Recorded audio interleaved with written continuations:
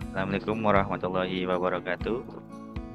Waalaikumsalam Waalaikumsalam warahmatullahi warahmatullahi wabarakatuh. wabarakatuh. Selamat siang anak-anak semuanya. Kali ini kita tidak bisa hadir bertatapan langsung ya karena ada suatu hal yang sangat mendesak. Untuk itu kita hari ini pembelajaran menggunakan daring ya, tapi tidak menggantikan pembelajaran misalkan tuh. Terus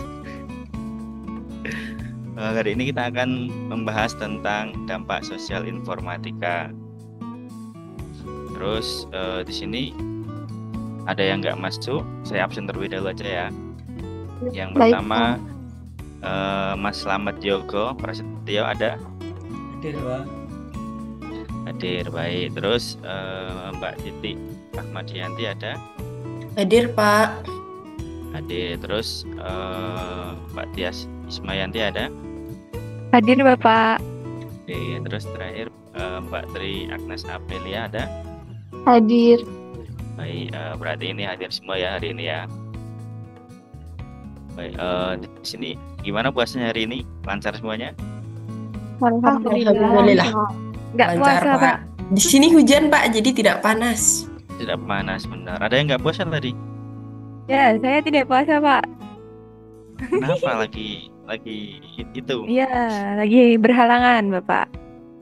Kita semoga tadi yang puasa bisa sampai maghrib ya, jangan mokel di tengah jalan. Baik, lanjut kita hari ini akan belajar tentang dampak sosial informatika. Nah, pertanyaan di sini, apa yang kalian ketahui tentang keamanan data dan hoax? Ayo di sini siapa salah satu yang ingin berkomentar? Saya Pak, hoax. Hoax itu berita bohong, berita tidak benar. Ya betul sekali. Terus tentang keamanan data contohnya kayak gimana? Ada yang tahu nggak sebelumnya?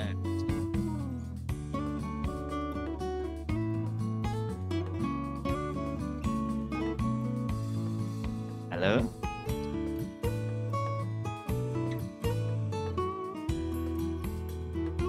Terus kalau untuk etika berinternet ada yang tahu sebelumnya? Kalau kita mau posting sesuatu harus berhati-hati, nggak boleh sembarangan posting. Terus kita kalau misalnya mau mengambil karya orang juga harus izin dulu, Pak. Ya betul sekali. Jadi misalkan kita mau posting maupun mau menyampaikan sesuatu di internet kita harus difilter ya, jangan asal-asalan. Jadi semua itu ada adabnya, ada aturannya. Kalau kalian sembarangan nanti kalian bisa kena undang-undang ITE seperti itu. Terus selanjutnya, nah tujuan pembelajaran pada hari ini kita yang ada 4, yaitu yang pertama menjelaskan pentingnya keamanan data dan perlindungan data pribadi. Yang kedua, menerapkan etika berinternet dalam kehidupan sehari-hari. Yang ketiga, mengidentifikasi hoax dan cara menghindarinya. Dan yang keempat, mengembangkan kesadaran sosial dan emosional dalam menggunakan teknologi. Jadi ada 4 di sini ya tujuan pembelajaran kita hari ini. Jadi apa sih yang akan kita capai pada hari ini? Ada 4 tersebut. Nah, selanjutnya kita akan coba mengamati suatu video ya.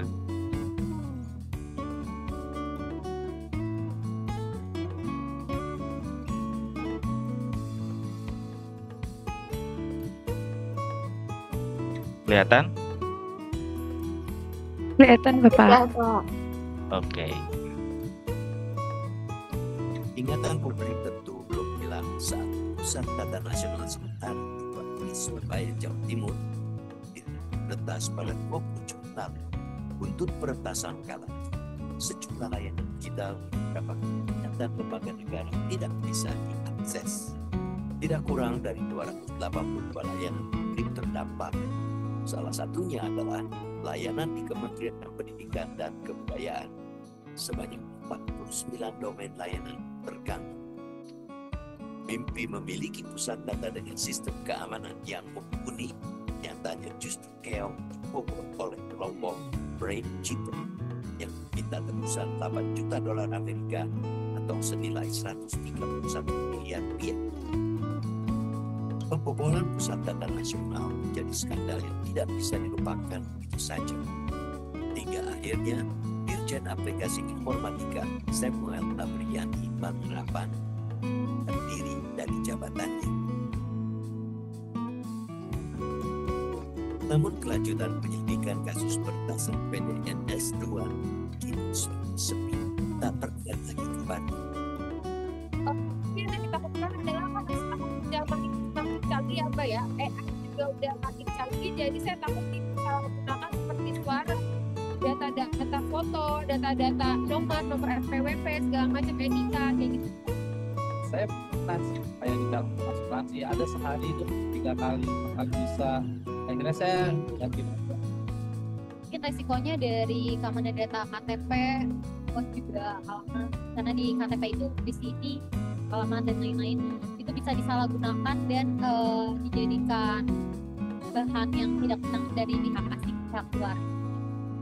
Skandal pembobolan data pribadi di Indonesia terus berulang setiap tahun. Jutaan data pribadi disebar dan diobral di forum dark web. Perlindungan data pribadi milik publik seakan tidak ada harganya sama sekali.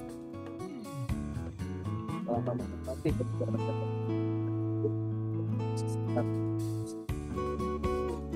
hampir seluruh data pribadi nanti itu pakai cara siapkan aja Kebocoran data pribadi yang terus bertubi-tubi terjadi menjadi angin lalu belakang.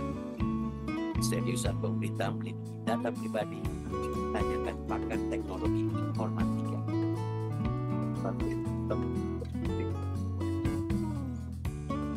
People, manusia, proses, banyak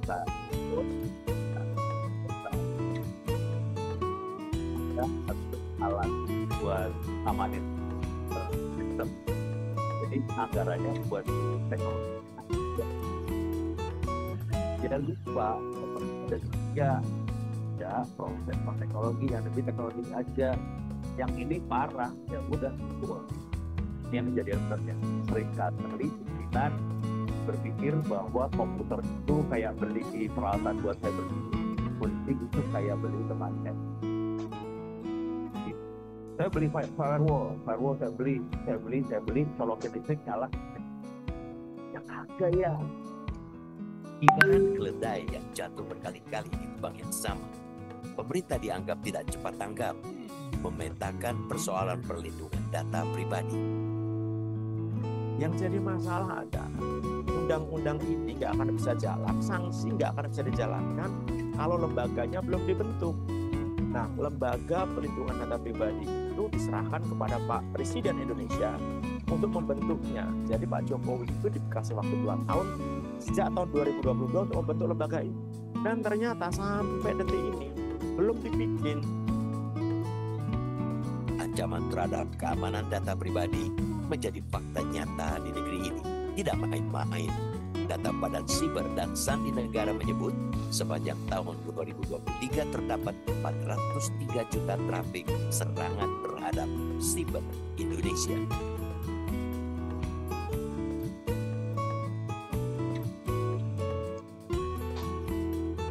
Demi menjawab kegelisahan publik, sejak 27 September lalu, realitas sebenarnya sudah meminta konfirmasi ke BSSN. Namun hingga kini masih bertepuk tangan. BSSN tak kunjung memberikan waktu untuk diwawancarai.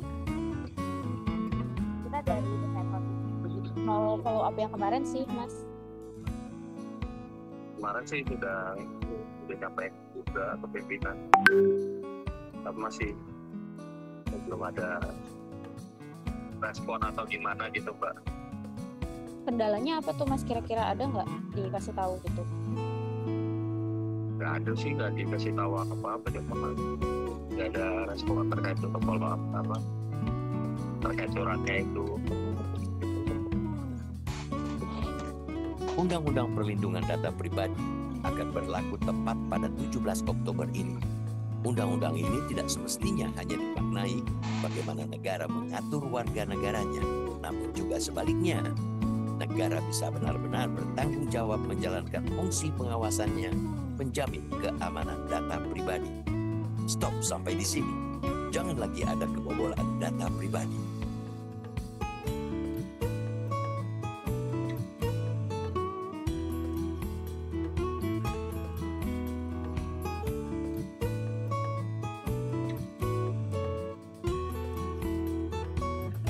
Itu dia tadi ya.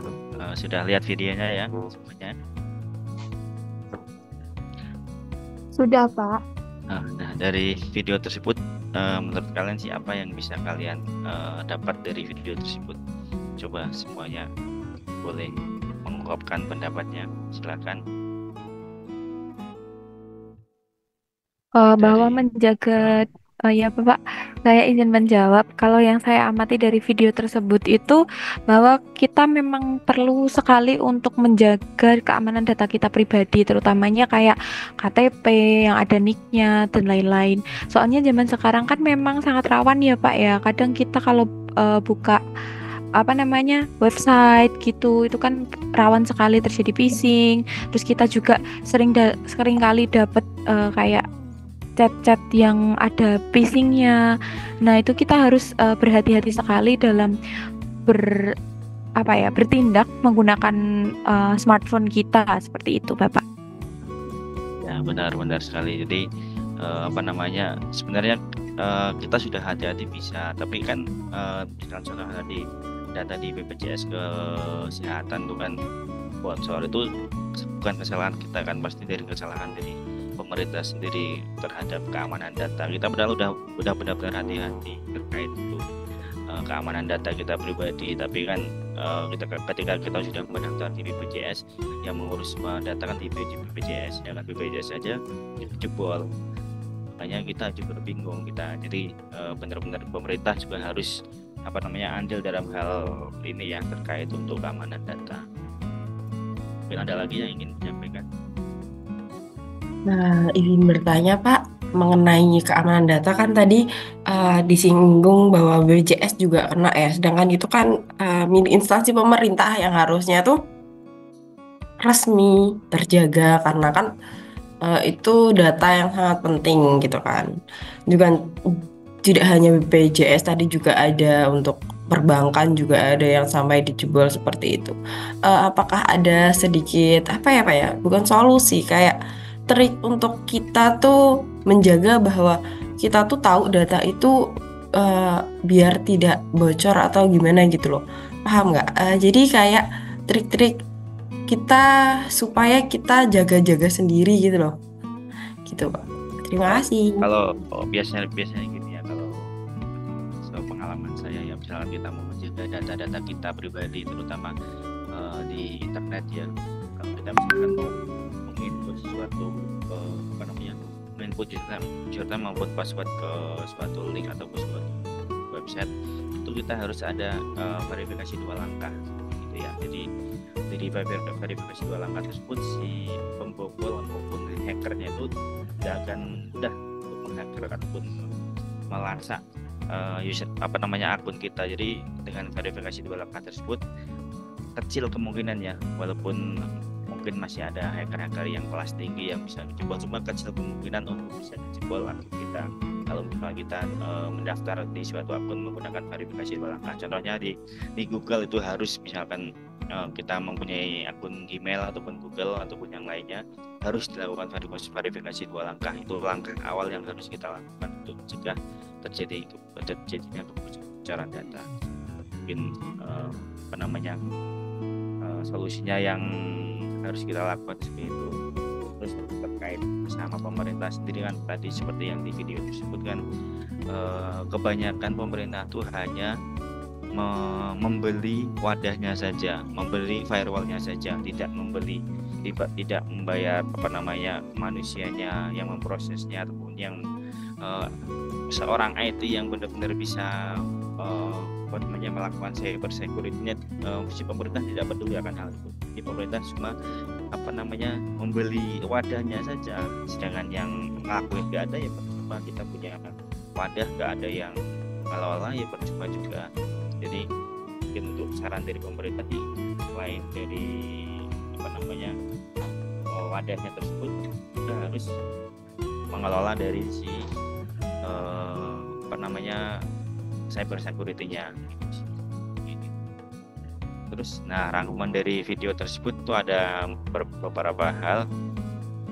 Salah satunya yang pertama yaitu peretasan PDNS 2 menggunakan 282 layanan digital termasuk 49 domain di Kemendikbud. Jadi di Kemendikbud sendiri itu kena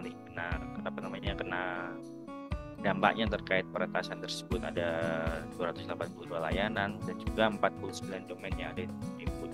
Terus hal tersebut dilakukan oleh kelompok brand chipper. Jadi si brand chipper rempun hacker tersebut meminta tebusan sebesar $8 juta AS atau 131 miliar kepada pemerintah Indonesia. Jadi agar si data tersebut tidak disalahgunakan ataupun tidak dijual di dark web ya, itu si hacker tersebut meminta tebusan ke pemerintah kita agar tidak disebar ke dark web. Terus kebocoran data pribadi yang berulang, jutaan data pribadi dijual di dark web setiap tahunnya. Nah, ini yang sangat-sangat banyak terjadi di kita sekarang ini ya. Karena kan contohnya gini, misalkan kita banyak sekali kan, kalian juga pernah banyak sekali telepon yang tiba-tiba nomor baru network kita dan kita juga pernah bersih. Nah, itu salah satunya kebocoran data yang dijual di dark web itu. Mereka semua tahu, jadi misalkan dari nomor kita, alamat kita, nomor KTP kita dan semuanya mereka hacker itu tahu. Terus BPJS Kesehatan juga mengalami kebocoran terbesar tadi ya, karena mencakup hampir seluruh penduduk Indonesia ini sangat rawan terkait data pribadi sering salah kunci ada digital. Kurangnya keseriusan pemerintah hanya fokus pengadaan teknologi tanpa faktor manusia seperti yang tadi saya jelaskan. Terus lambatnya pembentukan lembaga perlindungan data pribadi itu.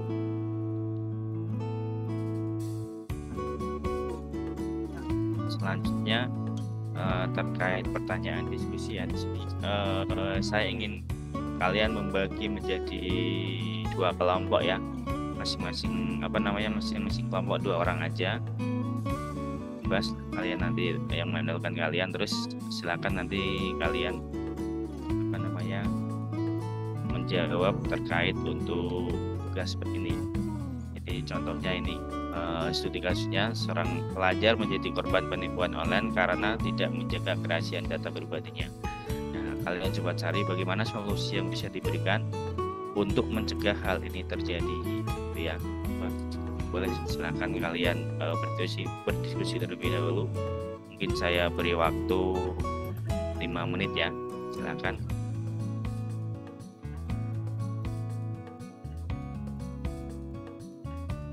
Sudah paham ya instruksi dari saya ya? Paham, Pak. Baik, supaya nanti Paham, Pak. Ya, nanti kalau sudah 5 menit lagi kita akan berdiskusi terlebih dahulu.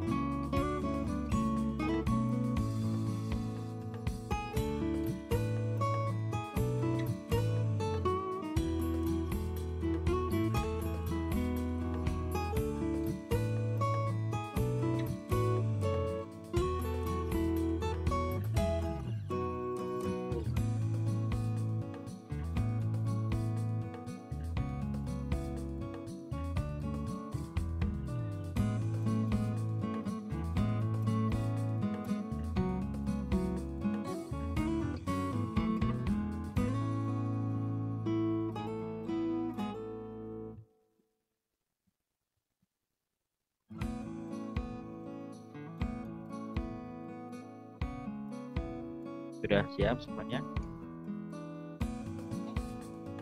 Sudah, Bapak. Boleh, silakan. Ayo yang mau presentasi siapa dulu? Silakan.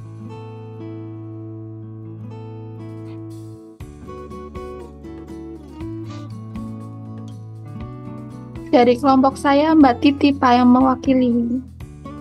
Boleh, silakan. Iya Mbak Titi, silakan. Mau share Baik. screen atau langsung Boleh aja? Pak, share screen, ada beberapa materi di hasil Oke. diskusi saya dengan Mbak April gitu. Boleh, silakan. Sebentar. Mungkin kalau karena waktunya cukup singkat ya, kami di sini hanya mencari materi di ini sih Pak, di internet gitulah, jawaban-jawaban gitu kan, kayak cara penipuan. Sebentar Pak, sebentar.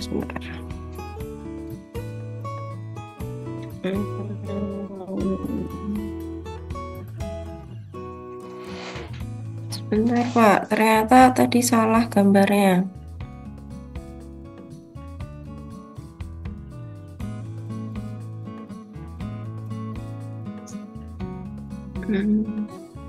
Mohon maaf Pak, ternyata gambarnya tadi salah. Saya jelaskan saja nggih, solusi untuk anak tersebut, cara untuk mengatasinya seperti itu.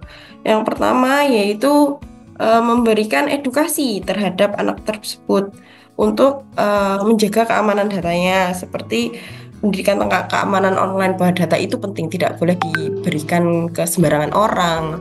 Kita harus tahu. Terus kita kalau ada sesuatu yang mencurigakan atau hal-hal yang kayak seperti ini, kan kasusnya penipuan online, berarti kan ada jalur komunikasi atau hal-hal yang mencurigakan. Nah seperti itu, anak-anak harus diberi arahan bahwa ketika ada yang mencurigakan jangan langsung percaya. Jadi harus diidentifikasi terlebih dahulu apakah itu memang terpercaya atau orang-orang yang tidak benar gitu. Terus yang kedua yaitu menggunakan password yang kuat dan unik, yaitu anak tersebut harus sering, yang Bapak tadi jelaskan, bahwa untuk menghindarinya yaitu sering update password. Terus password yang digunakan yaitu yang kuat dan unik, jadi tidak mudah ditebak oleh penipu seperti itu. Dan yang itu memanfaatkan autentik dua faktor, jadi kayak dia tuh langsung 2 langkah itu langsung ada keamanannya, jadi aman data-datanya. Jadi ketika ada orang ingin memasuki data, mengambil data, itu harus melakukan verifikasi 2 langkah. Selanjutnya itu yang ketiga, jangan membagikan data pribadi secara sembarangan, yaitu jangan memberikan data-data. Jadi kalau ada data seperti contohnya, kalau untuk siswa kan kadang pelajar kan mereka kan kayak diminta ini kayak gitu foto keluarga, kadang kan iya percaya bang atau seperti itu.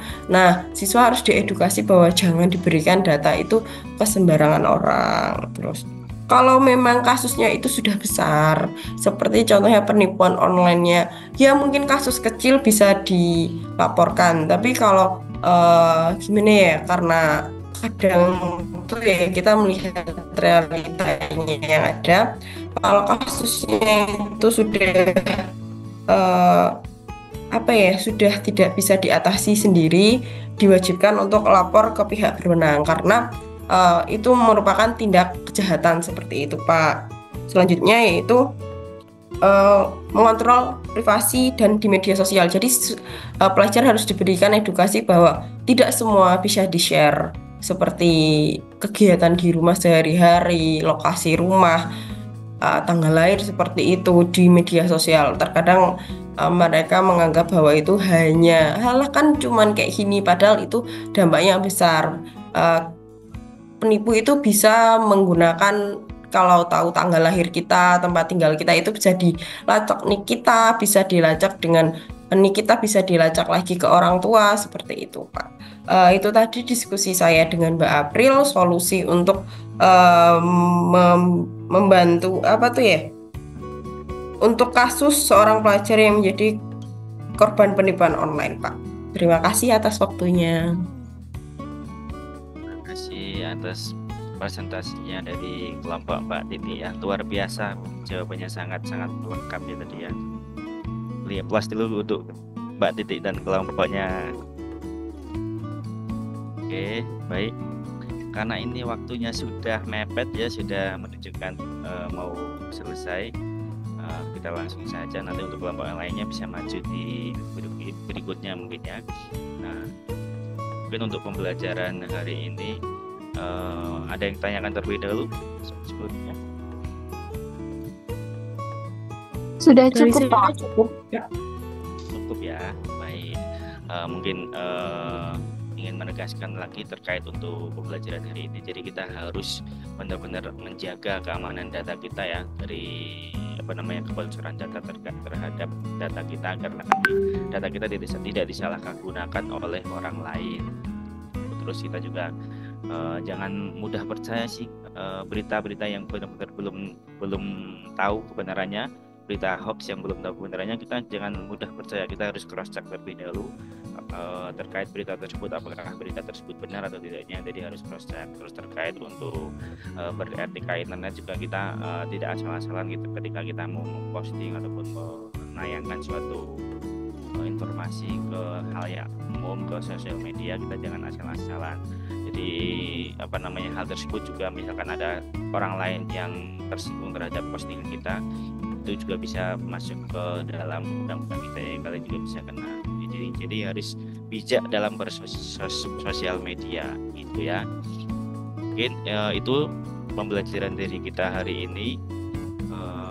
Nanti minggu depan kita akan belajar tentang topik lain, ini topik terkait untuk keselamatan kerja. Terus untuk selanjutnya saya cukupkan hari ini untuk pembelajaran hari ini. Terima kasih atas pembelajarannya, semoga bermanfaat pada kalian semuanya. Wassalamualaikum warahmatullahi wabarakatuh. Waalaikumsalam warahmatullahi wabarakatuh. Terima kasih Bapak. Terima kasih Bapak. Recording stopped.